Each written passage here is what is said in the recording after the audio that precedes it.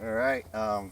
They call me the Troll Biscuit or Rice White on Facebook, but my name is Eric, and I'm here today to talk about Vibram rubber discs and disc golfs in general. I generally love collectible discs, and I'm part of that Facebook group, the Vibram Disc Golf Collectors Group, and this one is from the Vibram Open, I guess obviously 2010.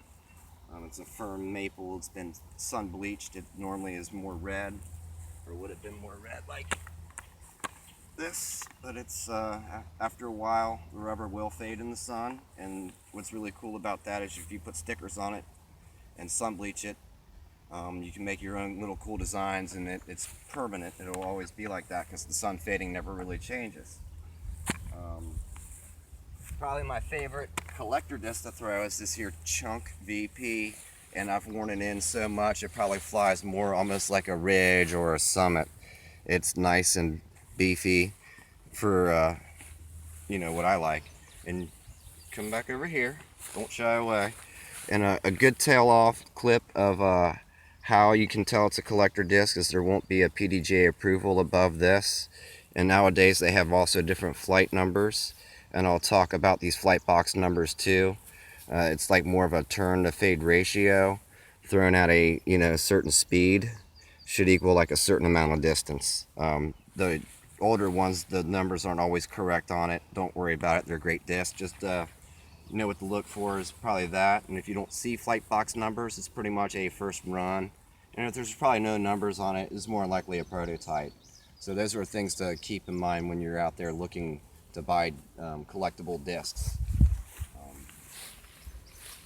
Probably my favorite collectible disc that I like to throw, and I've had this probably, it's got a lot of miles on it, is the prototype R44-8, and I got a new one, or one that hasn't been as broken, and I can swear it's different. But I kind of want to demonstrate why I love this thing so much. Is it's kind of an answer to a flick shot, which I don't really have as a right-hand backhand player, and sometimes there's only an area, low ceilings, or the call for a flick shot means that you have to come from the left and go to the right. And most backhand players have the opposite, where they have to force it that way, and it's always going to come back to the left. And so the answer to that is to just change your motion and do this. But that kind of hurts a player like me. So there's a special technical shot they call a backhand roller, and that's how you get the disc to kind of come up and stand up on its end and cut roll the other way. This disc gets so understable, and rubber has a great ability to kind of also bounce as it rolls. So I'm going to start my line more towards this way, and the disc is going to end up more towards that way. So here how we go, and I'm going to put still lots of hyzer on it and act like I'm pointing probably towards that parking lot trash can area, and this thing is going to flip over and nosedive and go the other way.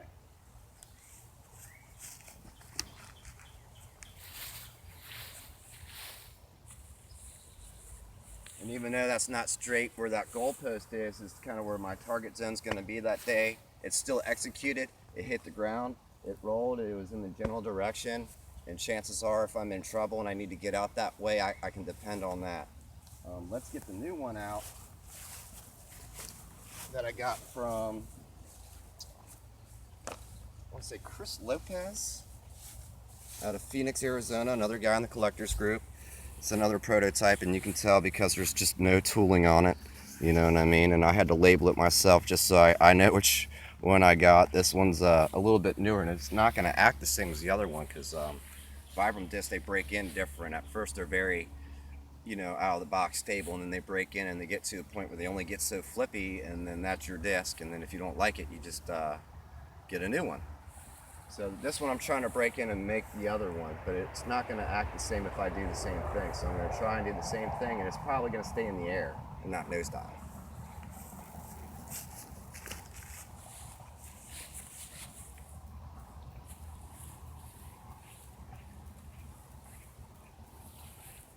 And just to give you an idea of where I'm standing, from this goalpost to that goalpost is like a regulation soccer field.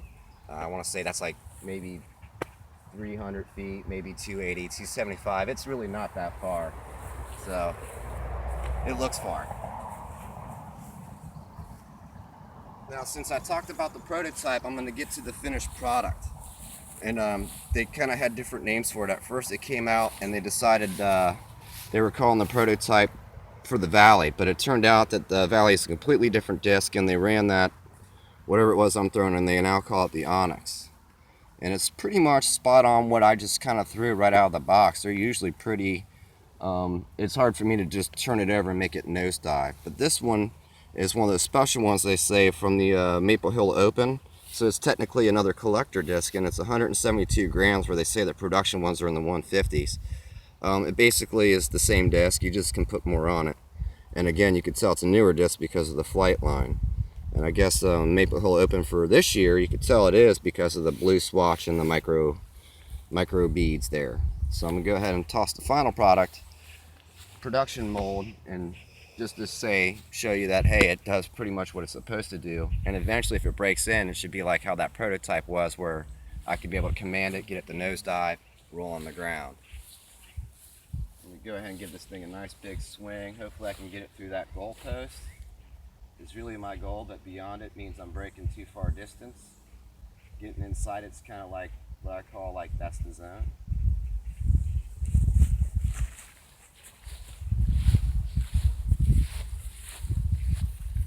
Right, it's in the zone. That's what I wanted. It's, you know, it's in that 300-foot box. I was very accurate. I got it in there. Thumbs up on me. Let's go into some of the other rubber molds that I carry. I also carry what the prototype was supposed to come out as, is the Valley. I got all excited and I bought one and tried thinking it was kind of be the same thing that I was just throwing. It's not. It's a tad bit more stable. It can handle a little bit more power. And then I also throw this here O-Lace, which is probably one of the most overstable, one of the more overstable distance drivers. And it's got a giant beefy rim as in compared to how you look at that one, it's much smaller. And for guys like me that have small hands, it's easier for me to grab and control something like this than it is something like that. And I also have the Vamp, which is another one they kind of came out with last year. And no tooling on this one for some reason or another. There's a bunch of varieties of toolings of Vamp. I guess they kind of rushed it and got excited because it was a great mold. It still is. And they're going to have different toolings on it. So don't worry about it. It's still the same rollover edge. That's what you would feel for. And the nice dome top. That's what the Vamp kind of is. And it's all in the same kind of range as the Valley and the Onyx and the... I want to say there's an Arch too, but I don't have that with me today. So let's go with the most overstable one. This one probably takes 100% of my power. Sometimes it hyzer flips, sometimes it doesn't.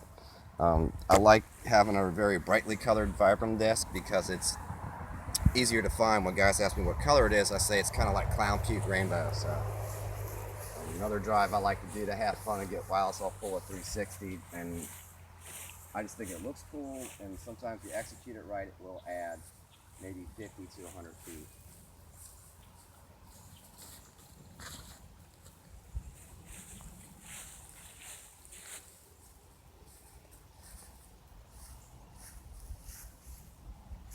That was probably close to maybe a 380 foot, maybe 400 foot drive.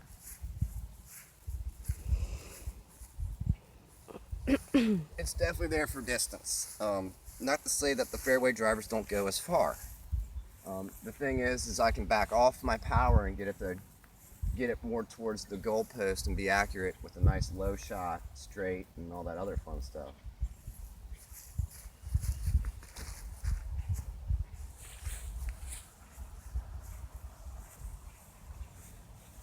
Again, that might be over that 300 foot box, maybe 330. I didn't really measure it, but I know it's out there. But it did exactly as I asked it to do. The Valley is still very commandable. They say the Vamp is more understable than the Valley, but it all depends on how much you've worked a disc in. This one still feels pretty stable. I did bang an ace with it first day out with it, so you kind of trust your rubber. It'll reward you in the end. I definitely sometimes put some front side ink on stuff.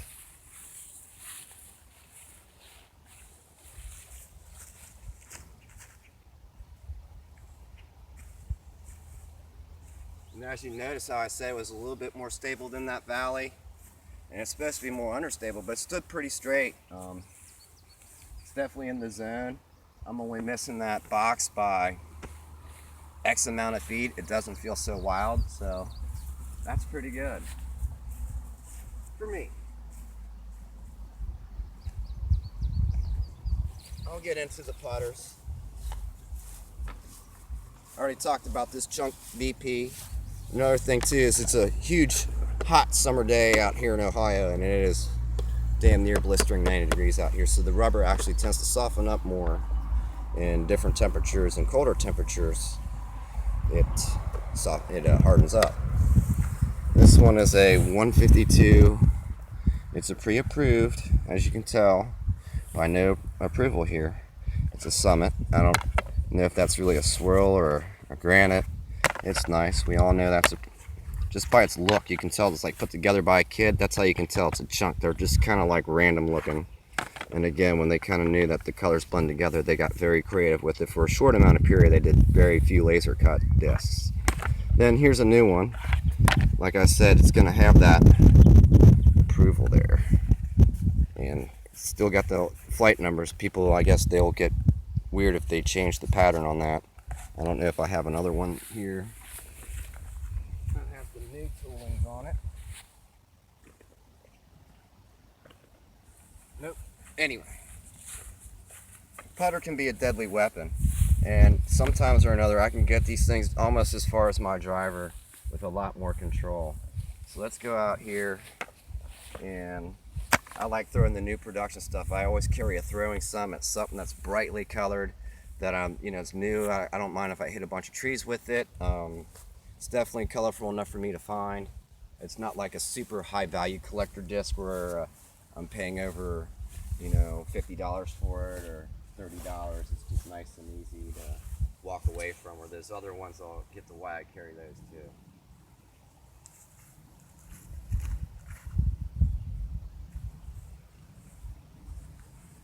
I didn't quite power it all the way over like I wanted to, but it's pretty much a straight flying putter. And as you can see how I was talking about the distance box, I normally get my putters out there 270. Nice big putter shot. It'll go 3, maybe break 3. This Chunk VP, like I said, it's wore in. It's a warm day, so it might flip over and glide more. I think it is more on the heavier side, in the 170s, upper 170s.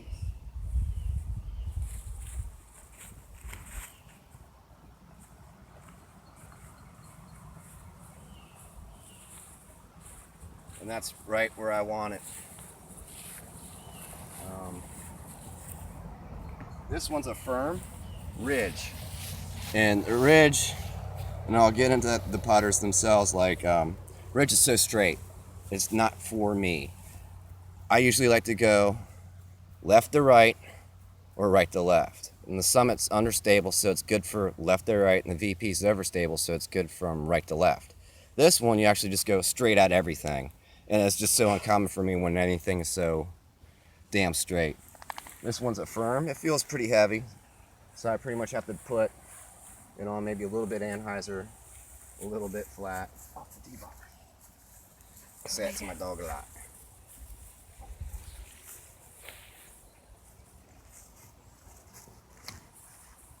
Yeah, I quite couldn't get under it. It's just a little too much for me. A little too straight. Finally, I've discovered about lighter weight stuff. I can still control the 150 class putter pretty good.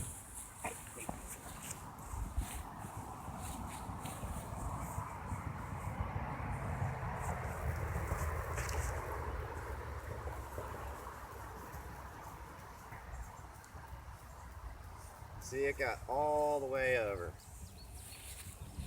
Faded out. I like it.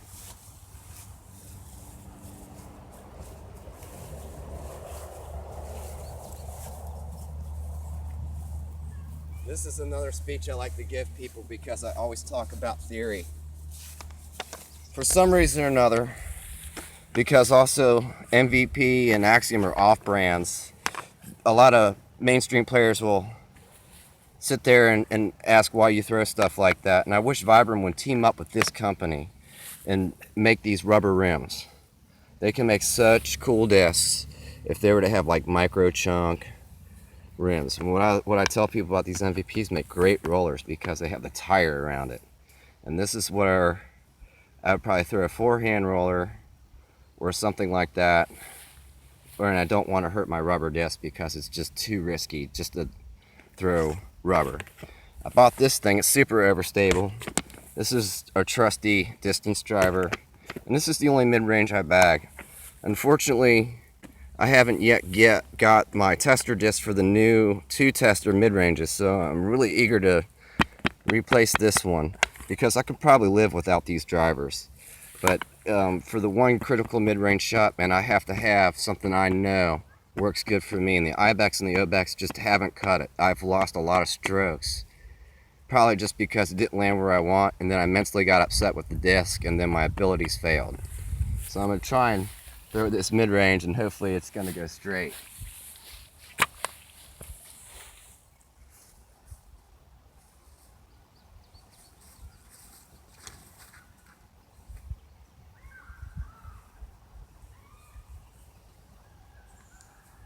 Pretty much straight where I put it. I really couldn't get that out of the other mid-ranges Vibram has. And the other thing that's also hard for me as a player is to find lightweight options. This disc is actually 143 grams fission photon. It's kind of like an O-lace at some point. And this octane, I don't even know what the hell it's like. It's 169, but this thing's a beefcake. And like I said, this inertia is pretty much replaceable already, but I still like throwing it at night because, as well as Vibram Glow, it's the best glow rubber on the market. Tall grass will eat up a glow disc. LEDs are just kind of the way in efficiency of glow. And I usually tape a lot of stuff on there, so a lot of times I don't even throw these. In the daytime, I'll just do the glow golf. But I still love these things. They're fun. Like I said before, if Vibram were to make a rubber rim on these, this would probably be the best selling disc on the market.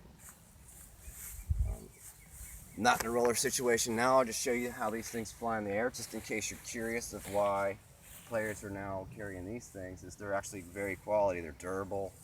They don't really break in so much like other brands. They are what they are right out of the box.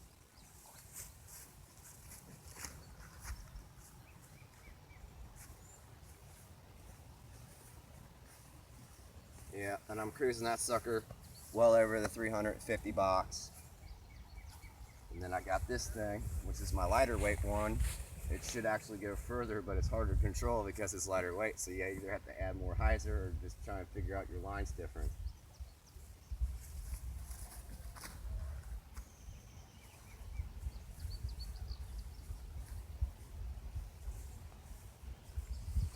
Yeah, that's somewhere probably around the 380, 390 line.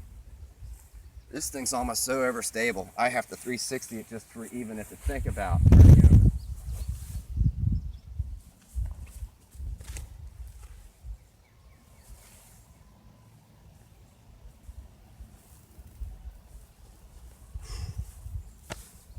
And you know, for my game, essentially, I try not to get in trouble, but when I do, I have a backhand roller to answer my flick shots.